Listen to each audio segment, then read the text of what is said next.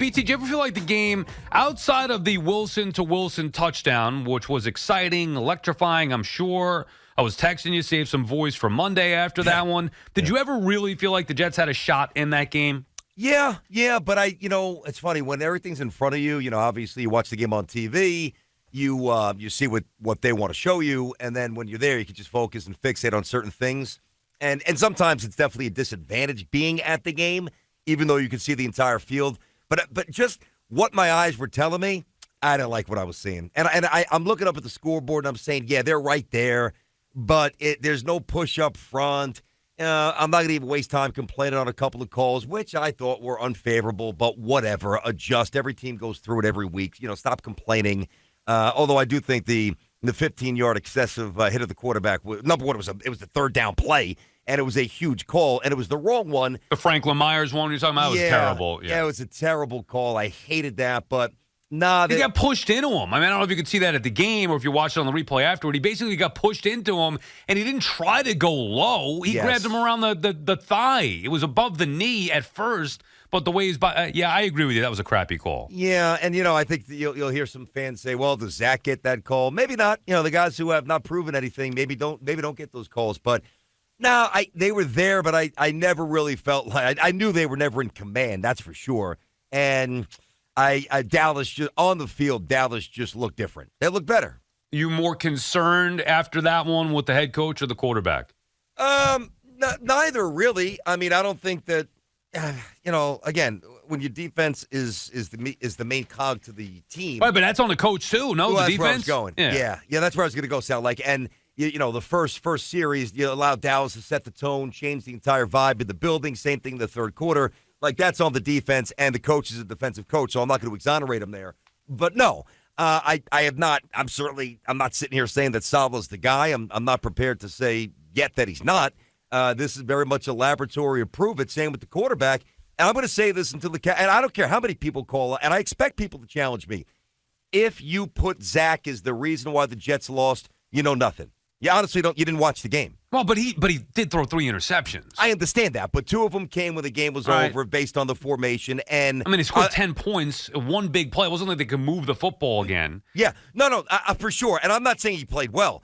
Again, I'm just assigning I term it to degrees of culpability. The defense, the lack of offensive creativity from Hackett. Certainly, Sauce, you got to make that play. The offensive line was abysmal. Zach was 4th on the list. Now, if the offensive line plays better, as he scored another touchdown, I think probably so. If they don't forget about Breece Hall, are they probably going to be a little bit more explosive? Yeah. 4 carries, 4 touches is a joke. Can somebody get the memo to Hackett soon that Breece Hall's a weapon?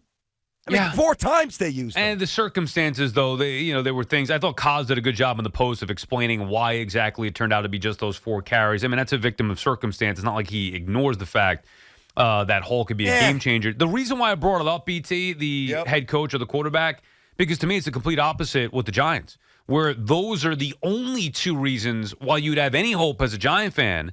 The head coach and the quarterback. Dable did what he needed to at halftime, got his guys in order. They went out there and executed, but Daniel Jones played like a stud. Whether you think he's a top 10 quarterback or not, there aren't many guys in the league that could even do what Jones did in the second half yesterday. I agree, especially when you factor in the run. What do you have, 8 rushes? 8 rushes, 59 yards, the touchdown. Historic numbers. He was 17 for 21 in the second half with 260 and a bunch of touchdowns. And listen, I am a big Daniel Jones fan.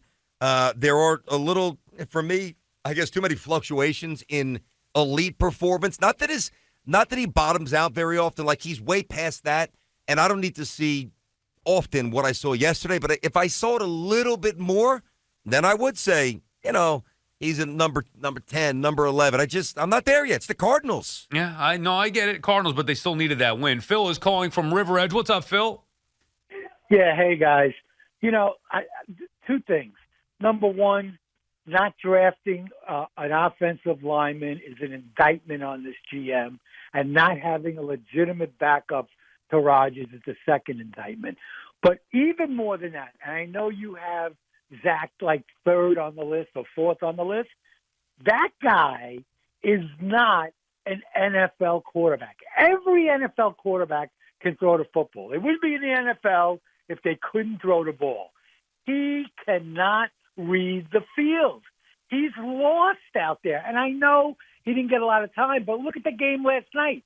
Tua, 2-3 step back, boom, get rid of the ball. Why can't Zach do that?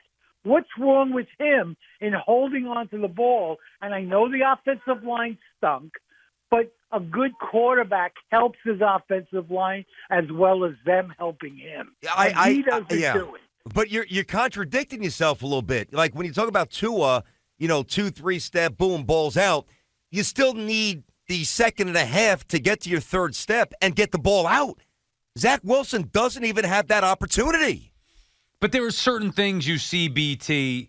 The way I would say this, and I did this with Daniel Jones and other quarterbacks over the years, like if I'm torn on a guy, it means that they're not it. And Zach Wilson, even yesterday in just one game, I'm not ready to write his career off yet, but I saw very similar to what we saw a year ago. It looked all too familiar. I'm not blaming him for that loss, but it just looked like the same Zach Wilson. And I agree with the caller in where he's got the mobility, the escapability, he's got the arm strength.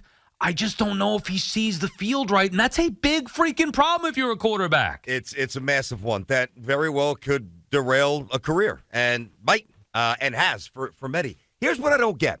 The reason why the Jets fell in love with Zach Wilson, in large part, was the combine. The off-platform 65-yard bomb in the air going in the other direction. Okay, fantastic. So if you love that about him, I don't know, how about having him do that during a game?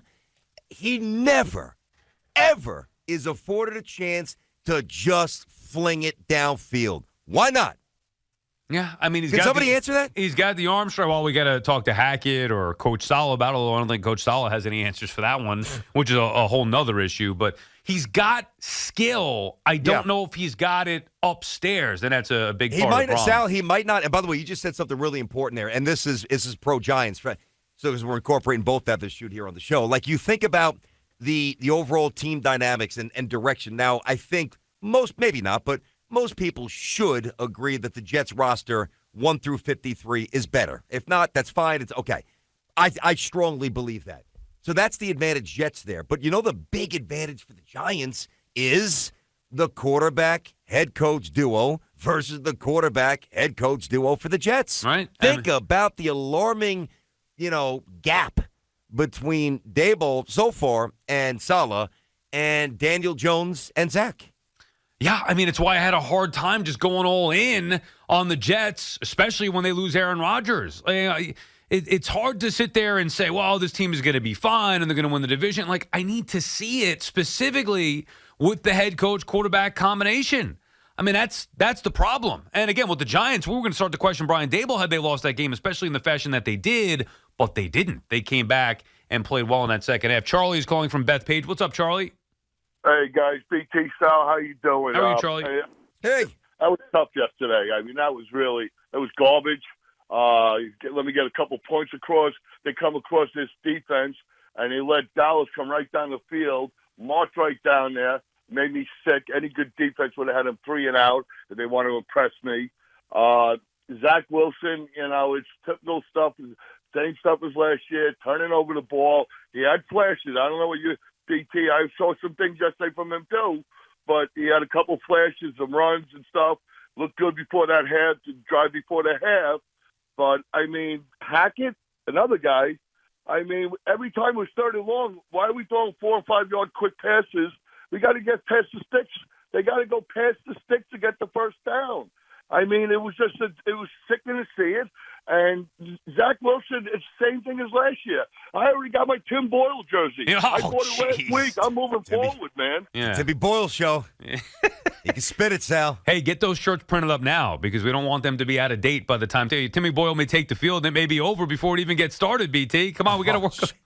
Sal, I know we got a break here. Do you think there's a chance, and I don't expect this, but like if Zach has, another awful, not yesterday. Yesterday was not awful for him. But the way he played against the Patriots a year ago, if that transpires again, you think they pull him during the game? I do. I don't think you can. If there is now when they make that decision, that's it. Like you can't. So that's what makes me think maybe they wait till the last possible minute. But let's say he's awful in the first half and costing them a game next week against New England. They have to. You can't evaluate. You got to win this freaking game. I don't care who it is. Timmy Boyle, Matty Ice. I don't care who it is. You cannot roll with Zach Wilson if he's costing you. I'm not saying that's going to happen. But in that scenario that you painted out, the hypothetical, if they're struggling or not winning and he is playing poorly, Zach Wilson, BT, I mean, they got to do it to save their season because their schedule is only going to get tougher moving forward.